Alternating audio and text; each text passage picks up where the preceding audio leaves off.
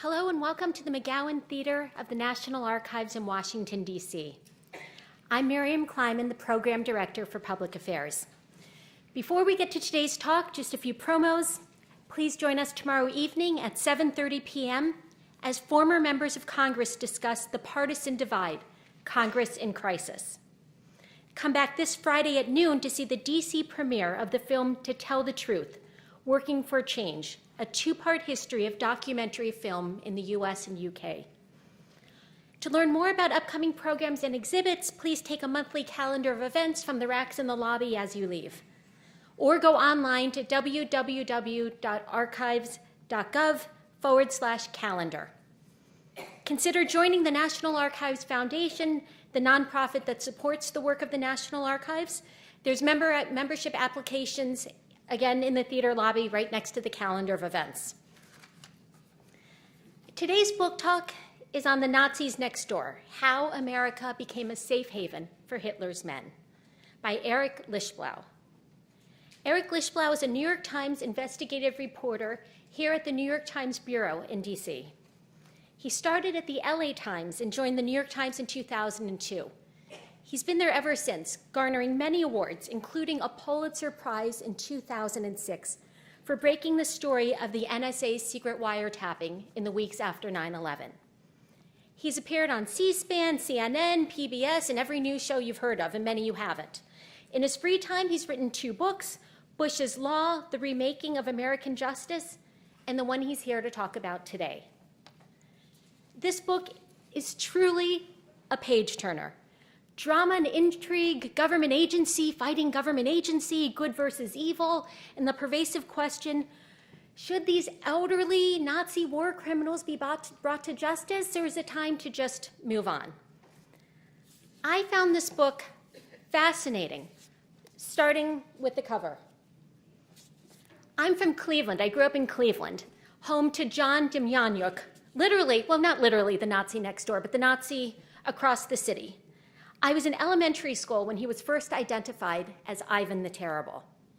The man was evil incarnate, and I remember following the case for many years.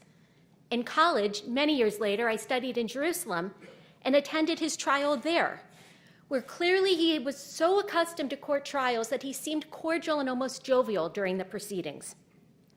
Lischblau outlines the permutations of this case that ended just 2 years ago, with Demjanjuk's death in Germany during yet another appeal.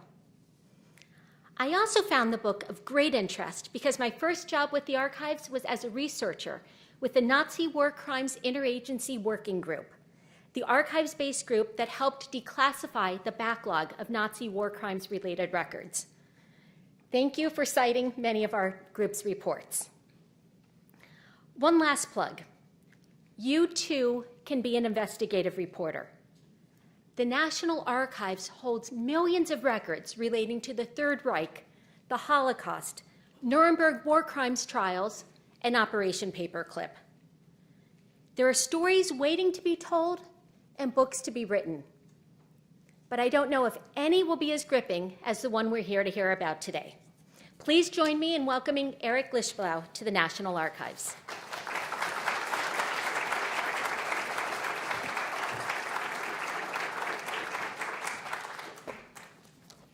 Well, thank you for that kind introduction, Miriam. It's great to be here today, and it's especially nice to be here at the National Archives. I could not echo more strongly what Miriam said about the vast resources that the National Archives has. I did much of my research up in College Park at the facility there, and if you've never been there, I know by your presence today, you're all interested in history and research. I would urge you to go up there, pick a subject, and rummage through history, basically. We've gotten to the point where we think everything is searchable on Google in 0.23 seconds, and it ain't so. There are millions and millions of records in the National Archives, and this book would not be anywhere near the form it is now were it not for a lot of the declassified war crime files that Miriam mentioned, which Congress ordered the intelligence agencies to begin producing in 1999 about the government's relationships with known Nazi war criminals. And it's really the facility in College Park at the National Archives. It's really a throwback. When you're, you got to wait. It's sort of like the old Heinz ketchup commercial. You got to wait a couple hours usually to request the documents. But once you get back those boxes of documents on the original parchments, when you're looking at files from 1945, 46, 47 about conversations between the Pentagon and the State Department about Nazis, as a researcher, it was a real thrill. And again, this book would not have been possible without the National Archives and the archives that are available in College Park. So with that said, let me tell you a little bit about how this book started. It was really by accident almost with a tip that I got now about 4 years ago from a source of mine who said that there was this internal report at the Justice Department that laid out the history of the Nazi hunting unit at the Justice Department, which was created in 1979.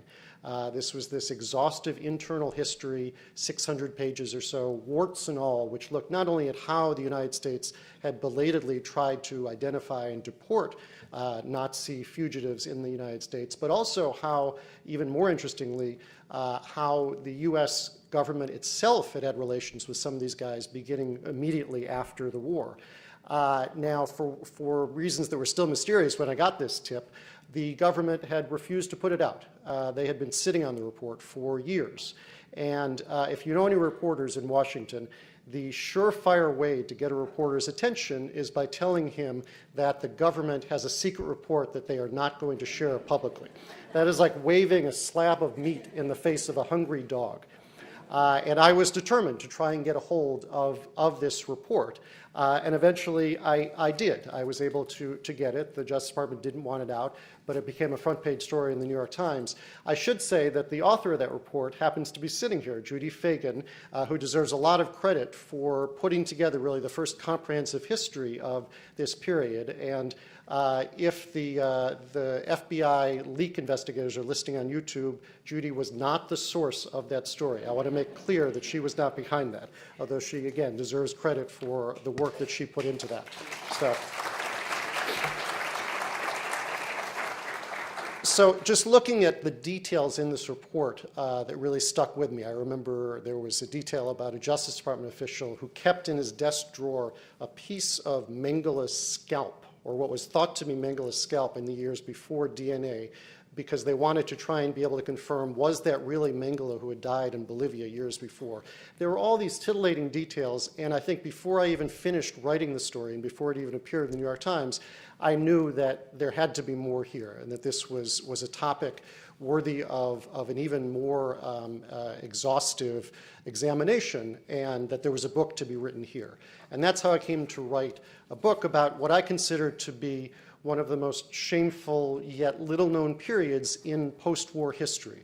And that's the story of the exodus of the Nazis, the flight of thousands of Nazis into the United States after the war, as many as 10,000 by some estimates.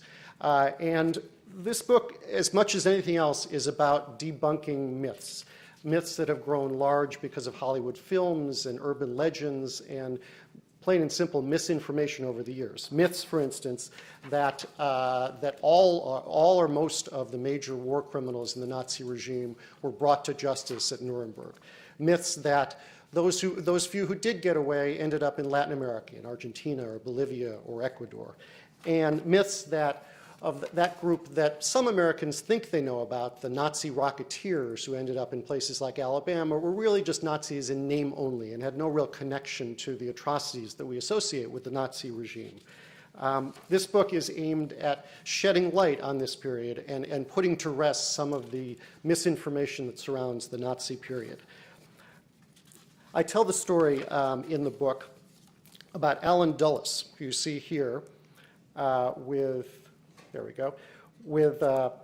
John F. Kennedy. Allen Dulles, the brother of John Foster Dulles, was the first CIA director beginning in the 1950s under Eisenhower. Before that, though, he was a top intelligence official for the OSS, the predecessor agency to the CIA, in Switzerland.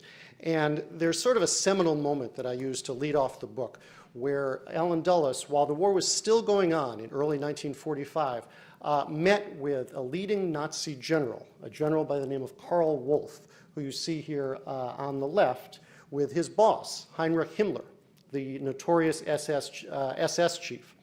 And while the bullets were still flying in Germany, months before Germany's ultimate surrender, Dulles met with General Wolff at a safe house in Zurich.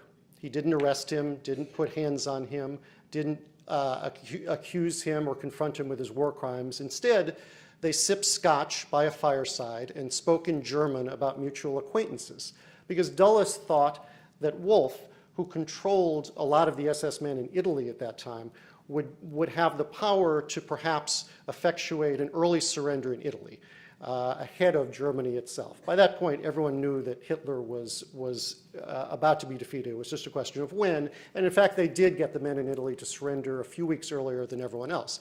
But Dulles also wanted something else that really forms the framework of my book, and that is an asset in this brave new Cold War that he and other U.S. Cold Warriors are about to embark on. He saw Himmler's chief of staff, General Wolff, as someone who knew the Soviets, who loathed and despised the Soviets, and could exploit that hatred and knowledge to wage battle with the Soviets, even before the war against Germany was over. The Soviets, of course, remember, were our, at least on paper, our ally at the end of the war, but people like Dulles were already looking ahead to the next Cold War. And for years after the war, Dulles would, in fact, protect General Wolff from war crimes charges. Rather than being a defendant at Nuremberg, as he was originally listed, Wolff instead became a witness to the war crimes in which he himself had engaged. This was a man who had helped set up the train network through Europe that brought millions to their deaths at the gas chambers. And yet, listen to how Allen Dulles described General Wolff, Nazi General Wolff, the very next day after that meeting that I spoke of in Zurich, in a cable that he sent back to Washington, to the OSS leaders, a secret classified cable, which was declassified and is now available at the National Archives. This is how Allen Dulles described the Nazi general. He said, I'm sorry, let me just grab the page here.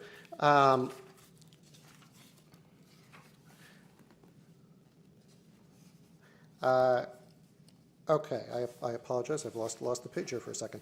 Okay, the very next day he sent a secret telegram to Washington recapping what he excitedly viewed as a breakthrough meeting with Nazi General Wolff. Much of the memo was devoted to how impressed he was with the Nazi general, a rose-colored view that ignored the many atrocities he had directed. Quote, "Wolff is a distinctive personality," Dulles wrote, "and dynamic, too. Our reports and impressions indicate he represents more moderate elements in the Waffen-SS, with a mixture of romanticism. The general's aim," Dulles cabled, "was to help lead Germany out of war and to end useless material and human destruction," end quote. Wolff was handsome and trustworthy, too, Dulles added later, and the Allies would be able to work with him. Those who had met him could plainly see that Wolff was, quote, "no ogre," unquote. Dulles was also impressed with the Nazi general's deputies. This is how he described one of the top deputies who helped arrange that secret meeting in Zurich, a man by the name of Guido Zimmer, who was a senior officer in the SS under Wolff. He said that Zimmer, quote, "despite his membership in the SS, was a devout Catholic. Zimmer, somewhat of an aesthete and intellectual, was moved by a desire to save the art and religious treasures of Italy from ruin if the war continued. Zimmer seemed to be a misfit in the SS. He was good-looking, clean-cut, not the way one pictures the typical SS officer." So this was a mindset that you saw not only with Dulles, but with other senior American leaders at that time as we entered the Cold War beginning at the end of 1945. Another figure who plays a major part at the outset of the post-war period was General Patton, who you see here with General Eisenhower at the close of the war. Now, General Patton ran the displaced persons camps where hundreds of thousands of people were kept, war refugees alongside Nazi POWs, while the world basically tried to figure out what to do with them. And Patton, of course, was by that point a noted war hero, old blood and guts they called him. He's now also the subject of a best-selling book by Bill O'Reilly. He's remembered quite fondly in most circles. I tell this story in the book. In that period in the displaced person camps, General Patton going to the POW barracks where some of the Nazi scientists were kept. These were men who had built the V-2 rockets that Hitler had used to strafe Europe, Antwerp, London, and elsewhere, doing massive destruction. At that point, they were considered a technological marvel. The Germans were doing things with the rockets that no one else had managed to do. Patton went to the barracks and hunted out the top general in charge of that operation, a man by the name of Walter Dornberger. And he called him out of the barracks and he said, "Are you Dornberger?" Dornberger said, "Jawohl, Herr General." And Patton said to him, "You're the one who built the V-2 rockets?" And again, Dornberger said, "Jawohl, Herr General." And Patton took out of his pocket 3 cigars and handed them to Dornberger and said, "Well, congratulations, we couldn't have done it." And Patton had this odd, almost admiring view of the Nazis, and that played itself out not only in his admiration for people like General Dornberger and under him the now famous Werner von Braun, but also the rank-and-file Nazis who were kept in these DP camps. Believe it or not, and this has now been essentially lost to history, and it was surprising to me in my research, Patton let the Nazi officers maintain control of a number of the displaced person camps, essentially lording over the Jews under them. They were either bunked side by side with them or at times were giving them orders as to how the camps would be run. And Patton believed that they were in the best position to run the camps because of the efficiency that they had brought to the war. That sounds unbelievable 60, 70 years later, that could be the mindset, but it was. In fact, he defied the orders from General Eisenhower, again, you see the two of them here together, to denazify the camps. And he told one of his aides, when he was challenged about this, if those are the men best positioned to do the job, I want them to do it. Now, don't be fooled into thinking that this admiration for the Nazis didn't have a spillover effect on the treatment of the real victims here, the Jews, because also lost to history is the fact that Patton was a raging anti-Semite, and he held the prisoners in those camps, the Jews chiefly, in utter disdain.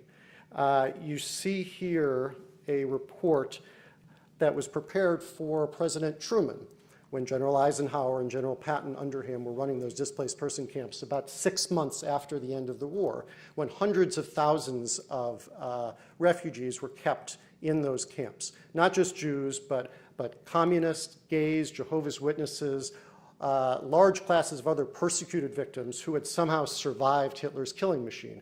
And yet, Truman's report, which was prepared by the dean of the University of Pennsylvania, told him that the conditions in those camps were so decrepit and so unlivable and so horrific to the point that people were not only dying of dysentery and other diseases, but some were actually committing suicide under the U.S. watch, that he compared them to the camps that the Nazi concentration, that the Nazis had run themselves. He said, this is a man by the name of Earl Harrison who wrote the report, he said, "As matters now stand, we appear to be treating the Jews as the Nazis treated them, except that we do not exterminate them. They are in concentration camps in large numbers under our military guard instead of SS troops. One is led to wonder whether the German people, seeing this, are not supposing that we are following or at least condoning Nazi policy." Now, Patton, when he got this report from Truman, was outraged. This was obviously an attack on his own management of the camps. He essentially doubled down. What he wrote in his diary after that, a copy of which are in the archives at the U.S. Holocaust Museum, where I did a fellowship during my research, what he wrote in his journal was this: "Harrison and his ilk believe that the displaced person is a human being, which he is not, and this applies particularly to the Jews, who are lower than animals. Laying bare the rabid anti-Semitism that infected the American refugee effort, Patton complained of how the Jews in one DP camp, with, quote, no sense of human relationships, end quote, would defecate on the floors and live in filth like lazy locusts. He told of taking General Eisenhower to tour a makeshift synagogue that the Jews in the camp had set up to celebrate the holy day of Yom Kippur. Quote, we entered the synagogue, which was packed with the greatest stinking mass of humanity I have ever seen. This was Eisenhower's first glimpse of the DPs, Patton wrote, so it was all new to him.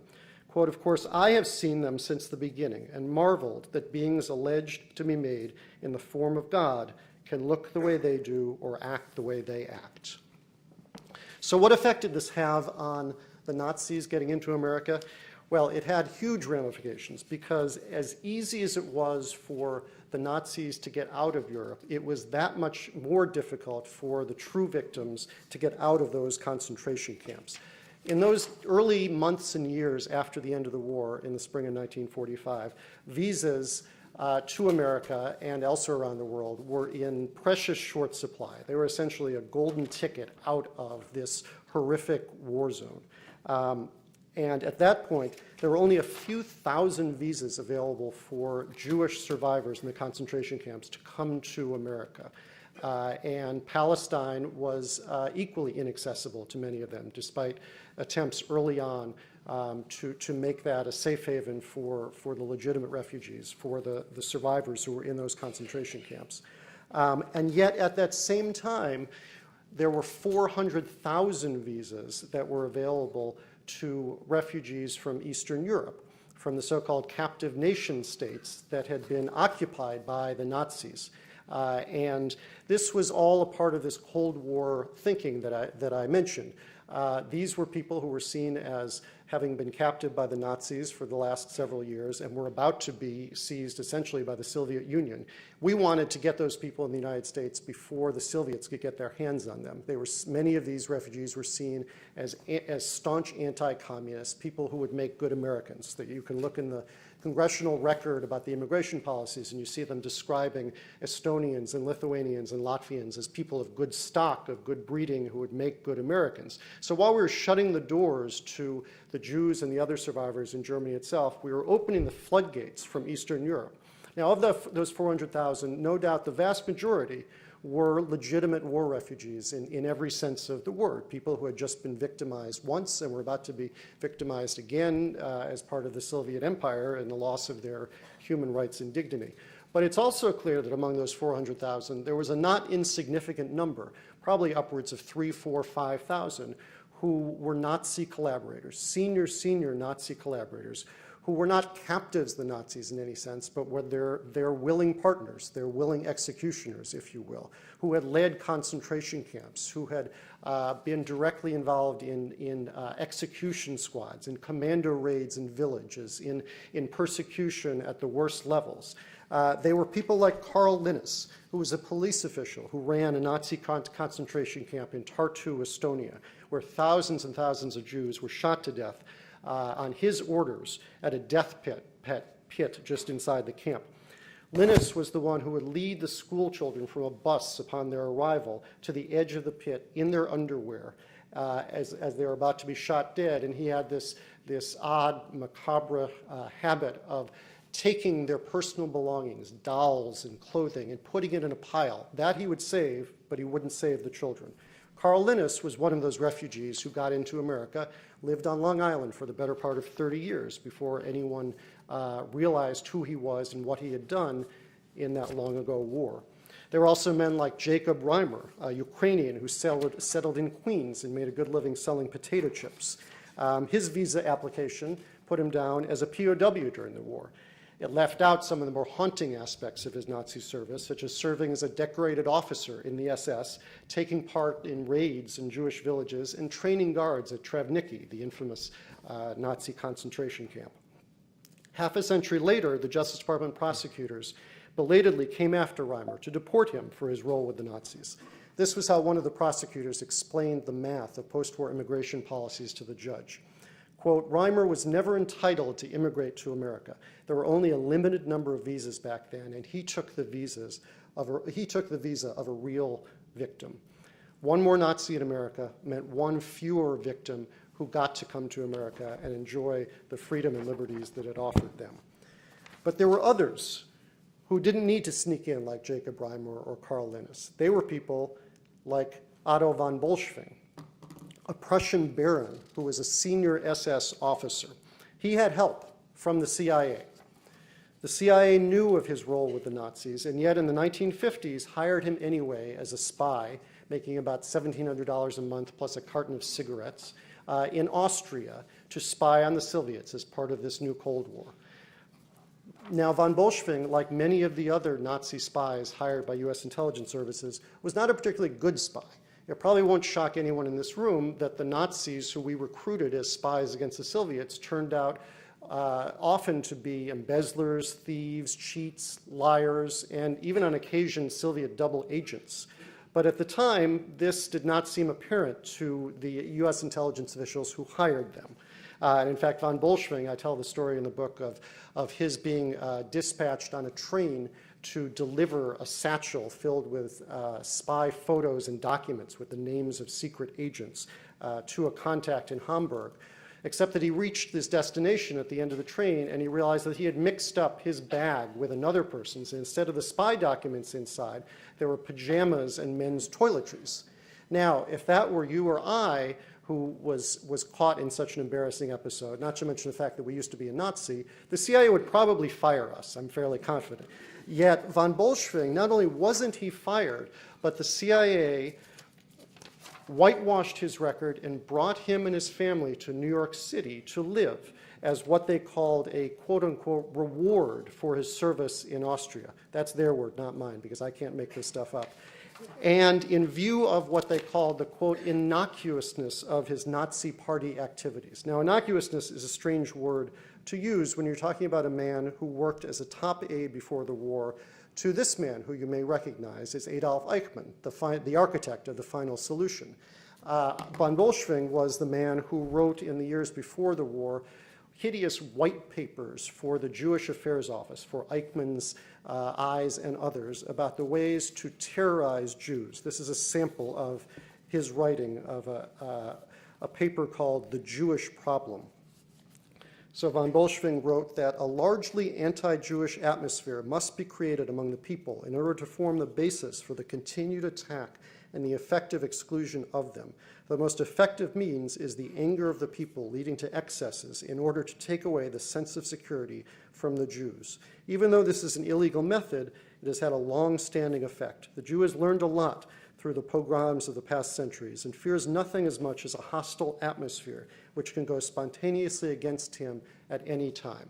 Now, the CIA had in its own files evidence linking von Bolschwing directly to Nazi party activities at the highest levels. And yet, they not only brought him to the United States to live with his family, but they even covered up his activities years later when von Bolschwing was in some danger of being exposed. His old boss, Adolf Eichmann, you may recall, was captured by the Israelis in Argentina in 1960, a daring raid that brought headlines around the world to the problem of Nazi fugitives. And von Bolschwing himself feared that he was going to be next. So he went back to the CIA, and I tell the story in the book of a meeting that they held in New York City at a restaurant where the CIA promised him that they would protect him. They would not tell the Israelis who he was or where he was. They would not tell the Justice Department immigration officials. They would not tell anyone. And in fact, it worked. They kept his secret for another 20 years until the Justice Department finally realized who he was. By that point, he was living in Northern California.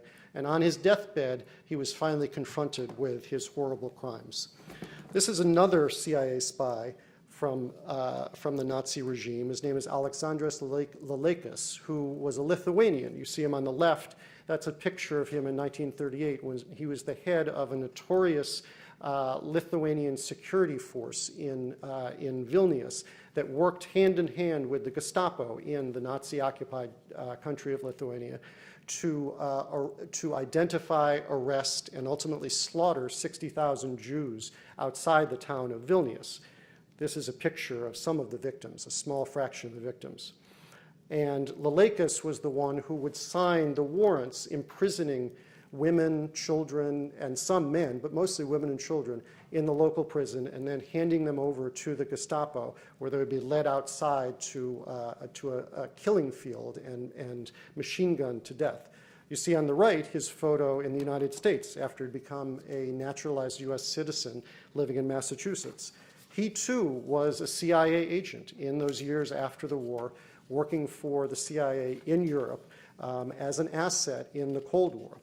It was not as if the CIA did not know of his past. In fact, the files at the National Archives in College Park, you can read where the CIA, within months of the end of the war, had determined that Lelekas was, quote, controlled by the Gestapo, end quote, in Lithuania, and was connected to the mass shootings in Vilnius. And yet they used him as a Cold War spy in Europe in the 1950s, paying him a handsome salary, plus, of course, cigarettes, and then helped him move to Massachusetts, where, like Otto von Bolschwing, he lived for years and years before he was ever confronted with his crimes. He managed to fade into the Lithuanian community. He sold encyclopedias for a living, and it was another 30 years before he was facing deportation for his crimes. I'll show you one last Nazi fugitive who lived right here in Washington. This was a man by the name of Walter Hilger, who was not anonymous by any means. This was one of Hitler's top foreign policy aides, the number 2 man on Soviet affairs to General Ribbentrop, who was executed in Nuremberg. Hilger, in fact, was with Hitler towards the end of the war in one of the eastern bunkers and was a top advisor on the invasion of Russia by the Germans earlier in the war. He came to Washington. He worked for the CIA as a covert analyst. He would go out to McLean. And in fact, I tell the story in the book of how he would do research here at the National Archives on a regular basis in the 1950s. And seemed to be hiding in plain sight. He was listed in the telephone book. He was writing his memoirs in which he talked unapologetically about having served Hitler. There was another man doing research at the National Archives in that time, a man by the name of Raoul Hillman, who was writing what became the definitive work on the Holocaust, the destruction of the European Jews. And he would see Hilger sometimes sitting at the cubicle at the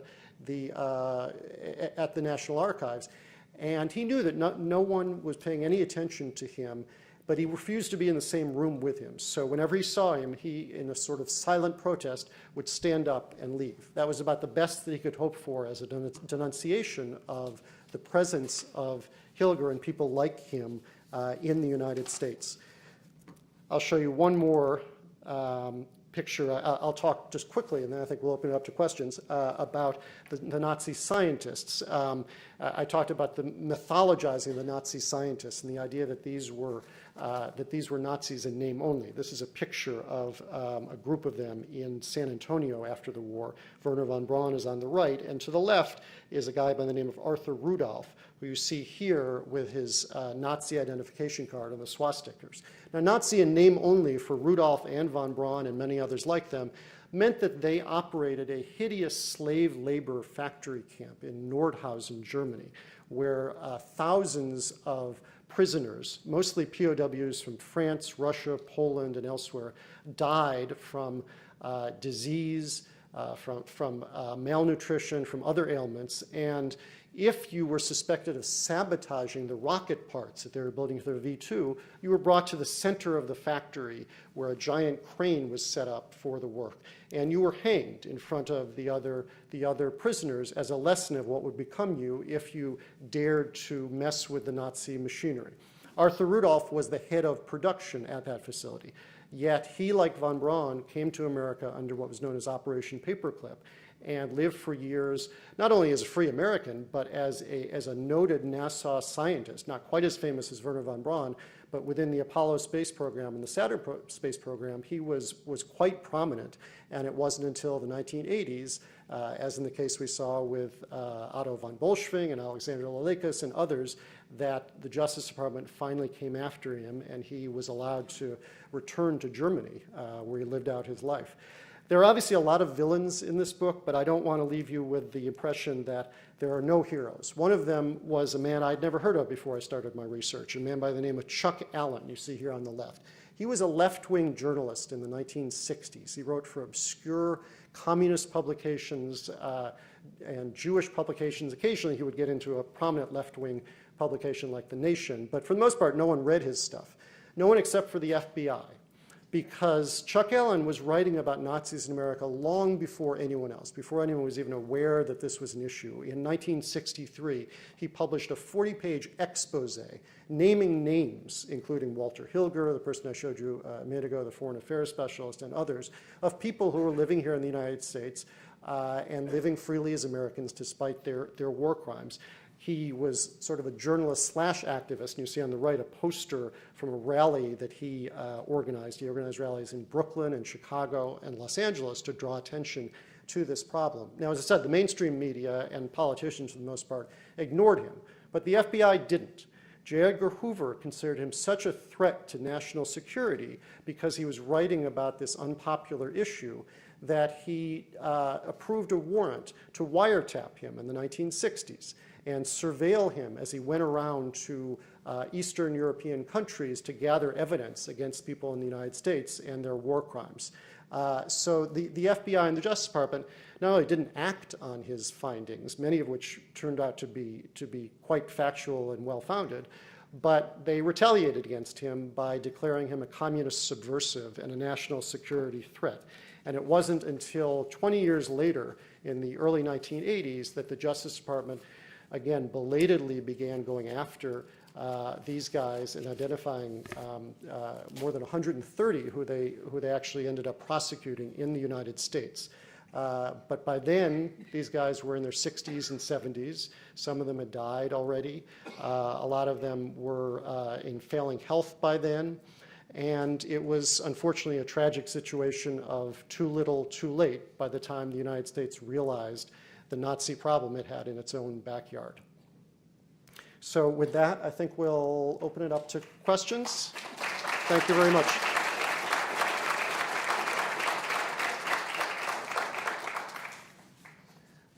Yes, just jump in. These days, post-traumatic stress keeps coming up by people who behaved in relatively benign things during the war, and it caused severe psychological damage for them. I never hear about that with Nazi refugees. Was there, do you have any evidence that any Nazi sat there and thought, yeah, that was a mistake? What did I do? No, for the most part, they really just faded into the woodwork. I mean, obviously, these were people who had every reason to hide their pasts. They did not want to draw attention to themselves. Very few of them ever had run-ins with the law. There was one guy who got into a shooting, but he was the exception. These were not, guys who were on the verge of a breakdown over confronting their pasts or anything like that. And for the most part, they lived remarkably unremarkable lives. Yes? I wanted to comment on your last question about the Justice Department finally going after them, and I'm a little confused on that based on the historical aspects of the U.S. government having an agenda and bringing people in some format and then having those people have some type of protection that then later evaporated. What laws historically, I guess, exists to say these people are pawns and useful to us at one point, and later in their lives they're expendable? Right. Well, what happened beginning in the late 1970s that led up to the Justice Department finally going after a number of these guys in the 1980s was that you had members of Congress, most notably Elizabeth Holtzman, who began holding hearings, began hearing about lists of people inside the United States with Nazi ties and drawing public attention to this problem in a way that had never happened before. That led Congress to create a whole new office at the Justice Department, the Office of Special Investigations in 1979, with a fairly large team of investigators and historians and lawyers, and to try and prosecute and deport as many of them as they can. They ran into all sorts of legal troubles. First of all, because there was no war crime statute on the books that you could apply retroactively to the war crimes of Nazis living in the United States. And in fact, they had to go back and pass what was called the Holtzman Amendment to specifically say you could deport Nazi persecutors. That was how sort of jigsaw the law had become in terms of their ability to go after these people. And the role that some of these guys had played with the CIA and other intelligence agencies was a huge obstacle. The Justice Department probably didn't realize at the time just quite how much interference they were facing, but the records on file at the National Archives now show that there were repeated cases of obstruction by the CIA, where they were whitewashing these guys' records, they were hiding witnesses, they were reporting to the Justice Department and the INS that so-and-so, there was no derogatory information in their files on so-and-so, when in fact they had all sorts of derogatory information showing that these people were Nazis. So you're left to wonder not only what would have happened if the government had gone after these guys 25, 30 years earlier, but what would have happened even in 1980 if the CIA and other agencies had been less obstructive and more forthcoming about what they knew. Yes? I have a question, because you keep saying the CIA, but I'd really like to know who in the CIA was pushing this agenda and who are the culprits, and does your book go into exposing like who really were the people doing this policy? I mean, Alan Dulles, I think, was the main one who we talked about earlier, who really championed this Cold War mindset of using Nazis, no matter their pasts, if it could help the United States. After his meeting with, I'm trying to get back to, sorry about that, there we go. After his meeting with General Wolfe that I mentioned, he wrote in his own memoir unapologetically about having met with a Nazi general, and he said, I would meet with the devil himself if it would help me win the war.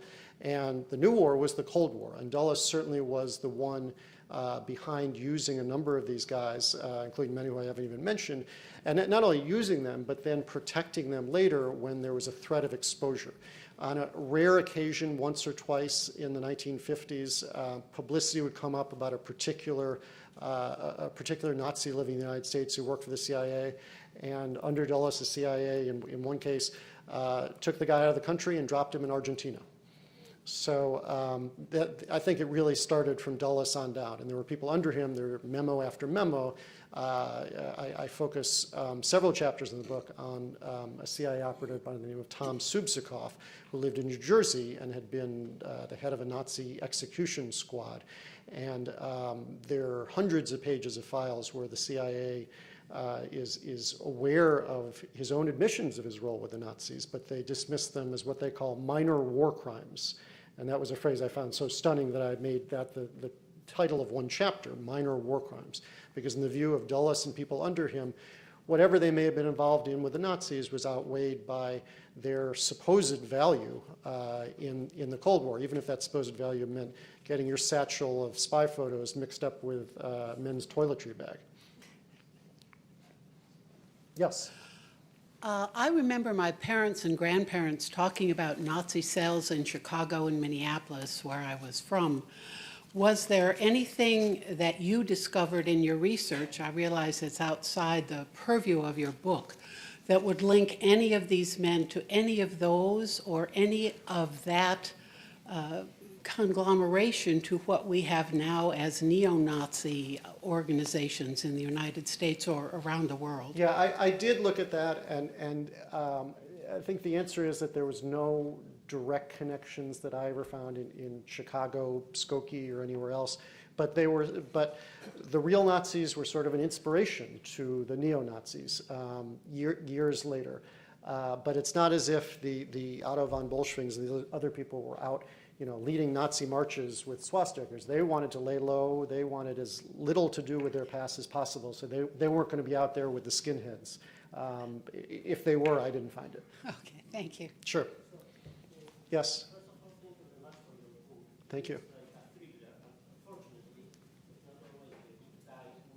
Yes.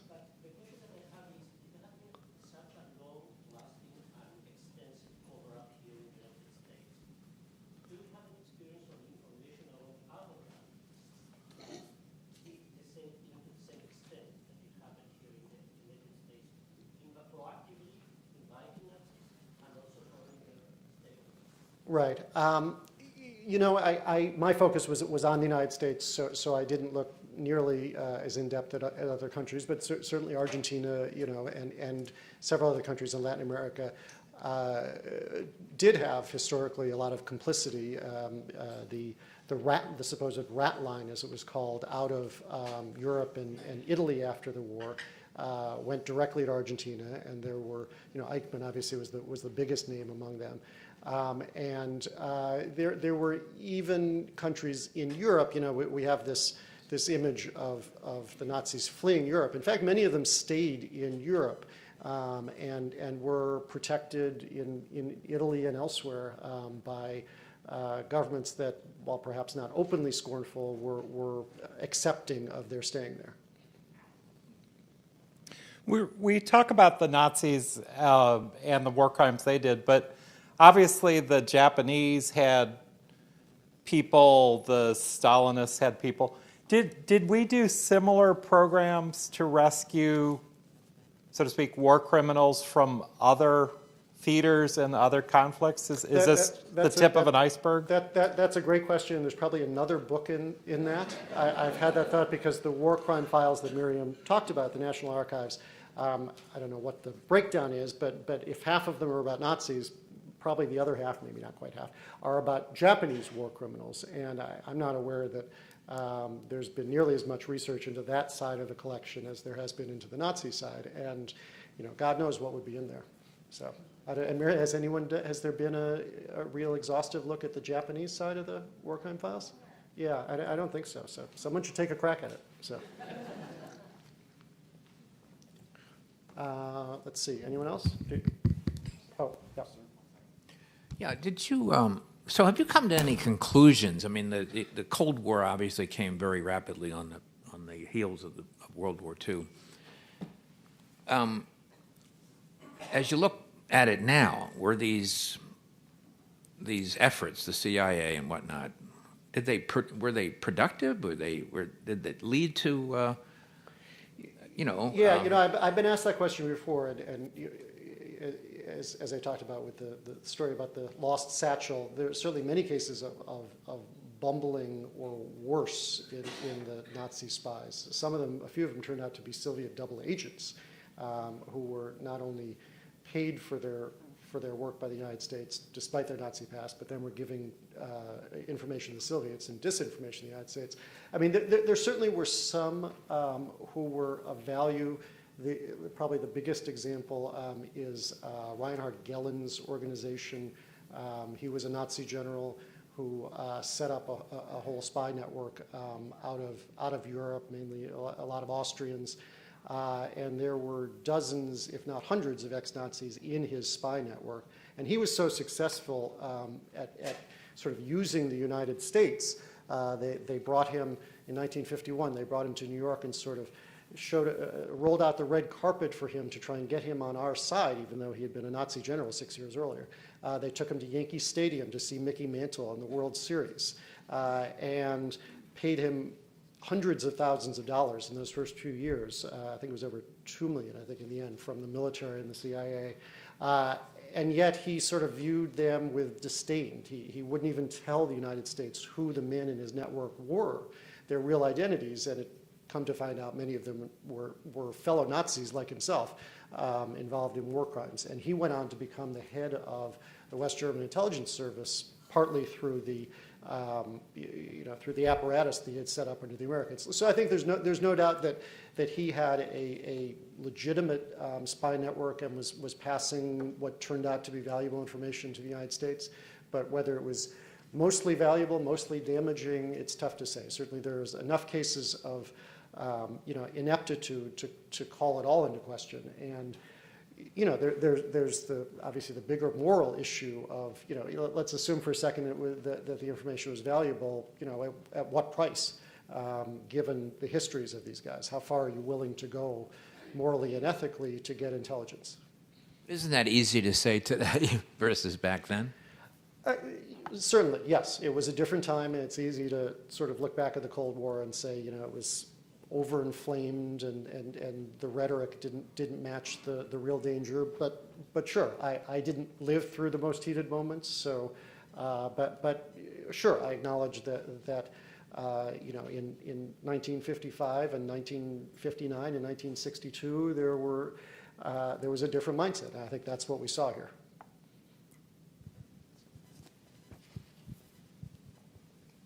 Anyone else? Was there one up front? No. Oh, okay.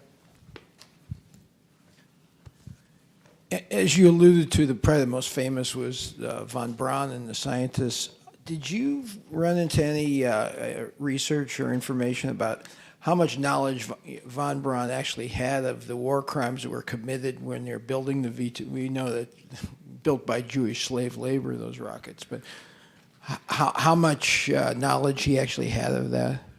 Or I guess he would have had to. Yeah, no, I did look at that, and other historians before me have also looked at that. Michael Neufeld at the Smithsonian who wrote a great book just about von Braun and his role.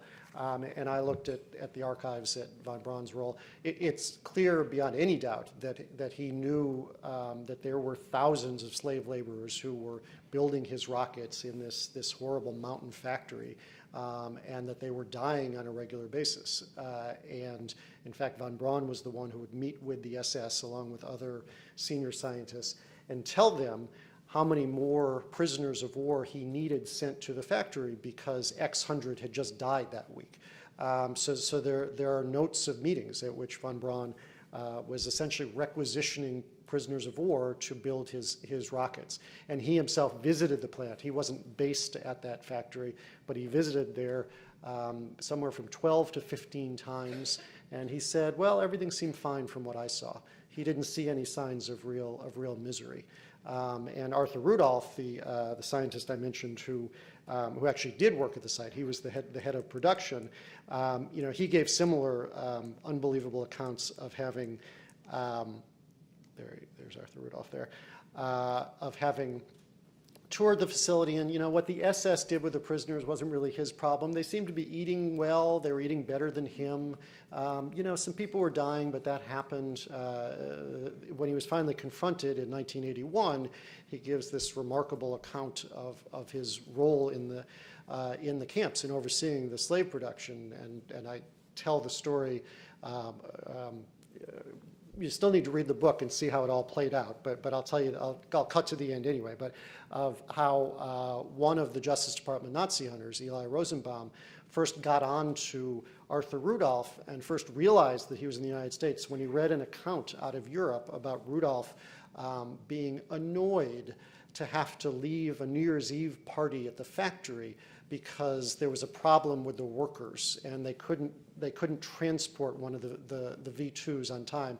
And in a sort of complaining fashion, Rudolph said it spoiled his New Year's Eve and what a drag this was. And Eli Rosenbaum read this and then came to find out that he was living in the United States and was at that point a fairly well-known NASA scientist. And that led to this years-long hunt to bring evidence against him and finally force him out of the country.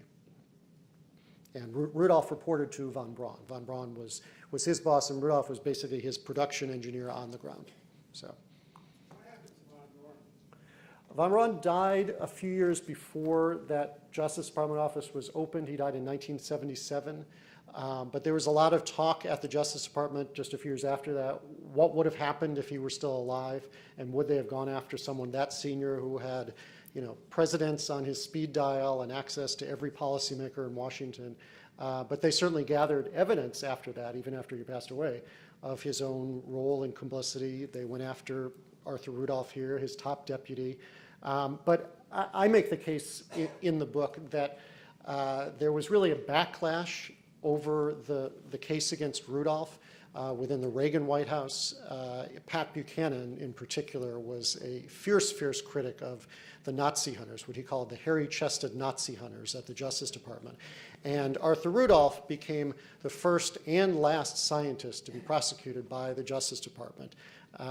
There were evidentiary problems. There were, obviously, it had been many years since the crimes themselves had been committed, but there was also clearly a political backlash that made it, I believe, more difficult to bring a number of these cases. At one point, they had upwards of a dozen case files open in the 1980s into fellow Nazi scientists, along with Arthur Rudolph, and these were almost equally well-known people in Alabama and Texas, and yet none of those people were ever prosecuted.